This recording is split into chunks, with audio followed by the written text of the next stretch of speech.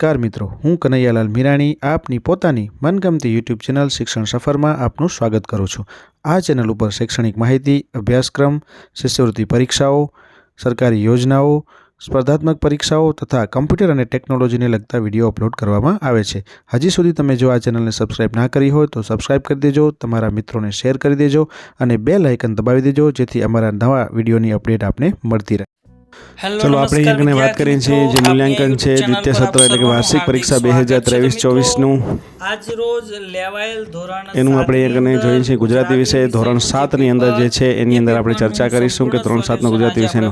તમે આ ચેનલ ઉપર નવા હો તો ચેનલને સબસ્ક્રાઇબ કરી દેજો અને સાથે સાથે બેલ આઇકન પણ દબાવી દેજો જેના કારણે અમારા નવા વિડીયોની અપડેટ છે એ તમને મળતી રહે। ચલો આપણે પહેલા પ્રશ્નની વાત કરીએ કે નીચેના દરેક પ્રશ્નના ઉત્તર માટે આપેલા વિકલ્પોમાંથી સાચો વિકલ્પ શોધીને તમારે લખવાનો છે। અહીંયા વિકલ્પવાળા પ્રશ્ન છે પહેલામાં તો સૌથી પહેલો પ્રશ્ન અંગત કે સંસ્થા સંબંધી સમાચારની કોલમને શું કહે છે? તો અહીંયા કને જવાબ આવશે એ આપણો પ્રેસ નોટ। બીજું ભણવામાં અક્ષરો બાબતે બાપુનો ખ્યાલ હતો કે એ ગમે તેવા હોય તો પણ ચાલે। ચલો એના પછી ત્રીજો જીવરામ ભટ્ટ પાઠ કયા નાટકનો અંશ છે? તો એનો જવાબ આવશે બી મિથ્યાભિમાન। ચોથું જોઈને આંખો ઠરે તેવો મોલ ખેતરમાં ઊભો છે એટલે મોલ લીલોછમ છે, બી ઓપ્શન આપણો અહીંયા આવશે। તો એના પછી વાત કરીએ બ ની કે નીચે આપેલા પ્રશ્નોના ઉત્તર એક એક વાક્યમાં લખો। તો પહેલું છે સમાચાર પ્રકાશિત કરવા વિનંતી પત્ર કોને સંબંધીને લખવો પડે? તો બીજું ઉદામાએ લેખક પાસેથી બૂટ અંગેની વિગતો કેવી રીતે જાણી? ચલો એના પછી ત્રીજો પ્રશ્ન શેઠ ઘરની રાણી વિશે શું માનતા હતા? ચોથો પ્રશ્ન લેખકે ફાટેલી નોટનો અંતિમ પ્રયોગ કોના ઉપર કરવાનો નિશ્ચય કર્યો? અને પાંચમો હેરિયા જોવાની મજા માટે લેખક ક્યાં જવાનું કહે છે? અને છઠ્ઠો સિંહ નદીના કાંઠે શા માટે બેસી રહ્યો? આ બધા જ પ્રશ્નના ઉત્તર તમારી રીતે તમારે લખવાના છે। અહીંયા તમને નમૂના રૂપે પ્રશ્ન આપેલા છે કે કેવા પ્રકારના પ્રશ્ન પૂછાઈ શકે અને તમે કેવા એના જવાબો છે આપી શકો। તો અહીંયા કને ક ની અંદર પણ તમને 4 પ્રશ્ન આપેલા છે। એ 4 પ્રશ્ન જે છે એ તમારી જાતે તમે જવાબ આપવાનો પ્રયત્ન કરજો અને તમે આવા પ્રકારના પ્રશ્ન પૂછાય છે તો તમે જવાબમાં શું લખી શકો એ રીતના તમે પ્રેક્ટિસની અંદર કરી શકો। એના માટે આપણે અહીંયા કને પ્રેક્ટિસ માટેનું આ પેપર છે અહીંયા કને આપેલું છે। ચલો અહીંયા કને કોણ બોલે છે અને કોને કહે છે તે લખવાનું છે। તો પહેલો જે છે ડ ની અંદર એ દાણા જતન કરીને સાચવી રાખજો, તો કોણ કહે છે? તો ધનપાલ શેઠ કહે છે અને કોને? વહુઓને કહે છે। ચલો બીજું આ જાનવરને એકબીજા માટે કેવા હેતપ્રીત છે? તો આ દરબાર માત્રાવાળા કહે છે અને મનોમન એટલે કે પોતાની જાતને જ કહે છે। ચલો એના પછી આપણે વાત કરીએ 2 ની તો નીચે આપેલા પ્રશ્નોના ઉત્તર માટે વિકલ્પોમાંથી સાચો વિકલ્પ શોધીને તમારે લખવાનું છે। પહેલો છે જનનીની જોડ સખી નહીં જડે લેરો એટલે કે માતાનો બીજો કોઈ વિકલ્પ નથી, સી। ચલો ધૂપ બધે તો એની અંદર આવશે એ। ચલો બીજો પ્રશ્ન છે ઉત્તર એક વાક્યમાં જવાબ લખવાના છે। એને વૃદ્ધા ફરી રડતા રડતા શું બોલ્યા? બીજો છે તો વૃદ્ધા ફરી રડતા રડતા શું બોલે છે એની આપણે અહીંયા કને વાત કરવાની છે। પછી સવાર ક્યાં ક્યાં ચમકી ઉઠે છે? તો તમે અહીંયા કને પાઠના આધારે લખી શકો છો। કવિ કેવા સૂર્યને શાબાશી આપે છે? અને ચોથો છે રાણો મીરાબાઈને શું મોકલે છે? તો ખબર છે ઝેરના કટોરા મોકલે છે। માતાના વેણ કેવા હોય છે? તો તમે અહીંયા કને એના જવાબ તમારી જાતે ટ્રાય કરવાના છે। અહીંયા ક ની અંદર પણ 2 પ્રશ્ન તમને આપેલા છે અને ની અંદર તમારી કાવ્ય પંક્તિ પૂર્ણ કરી છે ગંગાના ખાલી જગ્યા માસરે જનનીની જોડ સખી નહીં જડે રેલો। ચલો એના પછી રસહીન ધરા થઈ છે દયાહીન થયો નૃપ નહીં તો ના બને આવું બોલી માતા ફરી રડી। તો એ અહીંયા કને જે ભાવાર્થ આનો તમારે સમજાવવાનો છે। આ પંક્તિ આપેલી છે, આ રીતે તમને પંક્તિ આપેલી હશે એનો ભાવાર્થ તમારે લખવાનો છે। પછી જે જોડકા જોડો અની સાથે તો પેલું અખબારી નોંધ તો ડૉક્ટર ચંદ્રકાંત મહેતા, એક જ લક્ષ્ય નાનાભાઈ ભટ્ટ, સોના જેવી સવાર ચંદ્રકાંત શેઠ અને શોખીન બિલાડી તો શું આવશે? પુષ્પા અંતાણી। તો આ રીતના તમારે જોડકા છે અહીંયા કને જોડી દેવાના છે। ચલો ત્રીજા પ્રશ્નની આપણે વાત કરીએ તો અહીંયા કને તમારે નીચે આપેલા શબ્દોની સાચી જોડણી લખવાની છે, ગમે તે 4। પહેલા છે પદ્ધતિસર, તો પદ્ધતિસર આ રીતના લખાશે। ખુશનુમા અહીંયા કને તમે જોડણી સાચી અહીંયા લખીને આપી દીધી છે। વિચિત્ર વિચિત્ર, જિજ્ઞાસા તો જિજ્ઞાસા, અગ્નિ તો અગ્નિ। સમાનાર્થી શબ્દો લખવાના છે। ખ ની અંદર તો લોકપ્રિય તો પ્રખ્યાત, મુક્તિ તો સ્વતંત્રતા, પછી બીજું છે વિષાદ તો દુઃખ, પછી અહીંયા નિયમ તો પ્રણ, ચોથાની અંદર નિયમની સામે પ્રણ, પાંચમું છે નિશાની તો એનો અહીંયા કને સમાનાર્થી શબ્દ આવશે ચિહ્ન, અને છઠ્ઠું છે ધીરજ તો એનું આવશે ધૈર્ય। ચલો એના પછી ગ ની આપણે વાત કરીએ તો અહીંયા વિરોધાર્થી શબ્દ તમારે લખવાના છે। વિરોધાર્થી શબ્દમાં ગમે તે 4 લખવાના છે, 2 ગુણ છે।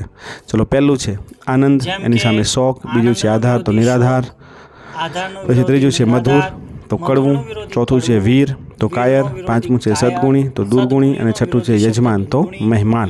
તો આ રીતના તમારે એના વિરુદ્ધાર્થી શબ્દ પણ લખવાના છે. વિરુદ્ધાર્થી શબ્દ અને સમાનાર્થી શબ્દની ખાસ તમે પ્રેક્ટિસ કરજો એટલે તમને ખ્યાલ આવી જશે. ચલો એના પછી શબ્દ સમૂહ ગ્રંથની હાથથી લખેલી નકલ એટલે કે હસ્તપ્રત. ચલો પછી બીજું છે ચિનાઈ માટીના વાસણો બનાવવાનું કારખાનું એટલે પોટરી, તરીકે ઓળખવામાં આવે છે. એને પોટરી કહેવામાં આવે છે. ચલો એના પછી આપણે લખીએ ત્રીજું સહેલાઈથી હાથ લાગે એવું એટલે કે હાથ વગું. અહીંયા તમારે શબ્દ સમૂહમાં એક એક શબ્દ જે છે એ બે લખવાના હોય છે કોઈ પણ. ચલો એના પછી આપણે વાત કરીએ ચની. તો નીચે આપેલા રૂઢિપ્રયોગોનો અર્થ આપી અને વાક્યમાં પ્રયોગ કરવાનો છે. આપણે રૂઢિપ્રયોગના અર્થ આપીએ છીએ, વાક્યમાં પ્રયોગ તમારે કરવાનો છે. મનમાં સમસમી રહેલું, ધૂંધવાઈ ઉઠવું, માયા બાંધી, સ્નેહ પાવો અને આંખે અંધાર આવવા એટલે શું કરવું તે ન સૂઝવું. ચલો એના પછી વિશેષણ શોધી અને એનો પ્રકાર લખવાનો છે. આપણે કયું ગીત ગાઈશું તો અહીંયા વિશેષણ શું છે કયું, અને કેવું છે તો કે પ્રશ્નવાચક. ચલો અહીંયા કયું છે વિશેષણ આવશે અને પ્રશ્નવાચક એનો પ્રકાર થશે. બિચારા કેદીને માર પડ્યો તો અહીંયા બિચારા છે એ વિશેષણ છે અને શું છે અહીંયા ગુણવાચક છે એનો પ્રકાર. માડીનો મેઘ બારે માસ રે તો અહીંયા લખેલું છે માસની આગળ છે બારે એટલે કે બારે અને એ આવશે સંખ્યાવાચક. ચલો એના પછી જ નીચેના વાક્યમાંથી કર્તા કર્મની ક્રિયાપદ શોધીને લખો. તો હું સંસ્કૃત ભણતો હતો તો હું આવશે કર્તા, સંસ્કૃત આવશે કર્મ અને ભણતો હતો એટલે ક્રિયાપદ આવશે. તો આ રીતના તમારે એને અલગ અલગ રીતે લખવાનું છે. પછી જ નીચેના વાક્યમાંથી ક્રિયા વિશેષણો શોધીને લખો. પિતાજીની સેવા કરવાની મારી તીવ્ર ઈચ્છા હતી તો અહીંયા ક્રિયા વિશેષણો આવશે. તો અહીંયા આવશે તીવ્ર. ઈચ્છા છે એ ક્રિયા છે એટલે એને વિશેષણ છે તીવ્ર. જીવરામ ભટ્ટ ધીમેથી ઉઠ્યા તો અહીંયા જવાબ આવશે ધીમેથી. ચલો આ રીતના અહીંયા તમારે જે ખાસ ક્રિયા થતી હોય ઉઠવાની છે અહીંયા ક્રિયા છે તો કેવી રીતના ઉઠ્યા તો ધીમેથી ઉઠ્યા. પછી પ્રકાર લખવાનું છે તો અહીંયા પહેલું છે દરબારની શમશાન યાત્રામાં સિંહ પણ જોડાયો તો ઉદ્ગાર વાક્ય. પણ પાકે ઘડે કંઈ કાંઠા ચડે તો જવાબ આવશે પ્રશ્નાર્થ વાક્ય. આ રીતના તમારે પ્રકાર લખવાનો છે. શબ્દકોશના ક્રમમાં ચલો અહીંયા ગોઠવવાના છે. આનંદ, વ્યાખ્યાન, ઉમળકો અને ઇનામ. તો ગોઠવશું તો આપણે શું આવશે તો પહેલાં આવશે આનંદ, પછી ઇનામ, પછી ઉમળકો, પછી વ્યાખ્યાન. આ રીતના આપણે અહીંયા એને ગોઠવશું. તમને ખ્યાલ છે શબ્દકોશના પ્રમાણમાં તમને આ બધાને આવડે છે કે પહેલાં આ પછી ઈ પછી ઉ અને પછી વ્યાખ્યાન આવશે.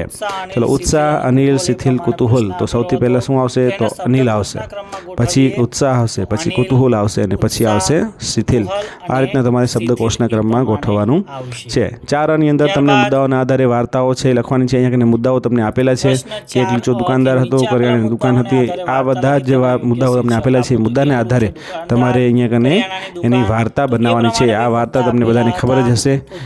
ચલો અહીંયા એક ગ્રાહક આવે છે, ખાંડ ખરીદી, દુકાનદારનું ઓછું તોડવું, ગ્રાહકની ફરિયાદ, વધારે વજન ઉંચકવું નહીં પડે અને દુકાનદારનો જવાબ. ગ્રાહકે ઓછા પૈસા ચૂકવ્યા તો પૂરા પૈસા ચૂકવવા માટે દુકાનદારની માંગણી, વધારે પૈસા ગણવા નહીં પડે એવો ગ્રાહકનો જવાબ અને બોધ. ચલો અહીંયા તમારે કાવ્ય પંક્તિઓ જે છે એનો વિચાર વિસ્તાર લખવાનો છે. પાકે ઘડે કાંઠા ચડે નહીં, છે હટરે દુખણા ઠરે, ઠરી જાય ખટરાગ, પણ ઈર્ખાની આગ ઠારે તેમ બમણી બળે. ત્રીજું છે સુખ વેચવાથી વધે છે અને દુઃખ વેચવાથી ઘટે છે. તો તમારે આ વિચાર વિસ્તાર જે છે એનો લખવાનો છે, તમારી જાતે પ્રયત્ન કરવાનો છે.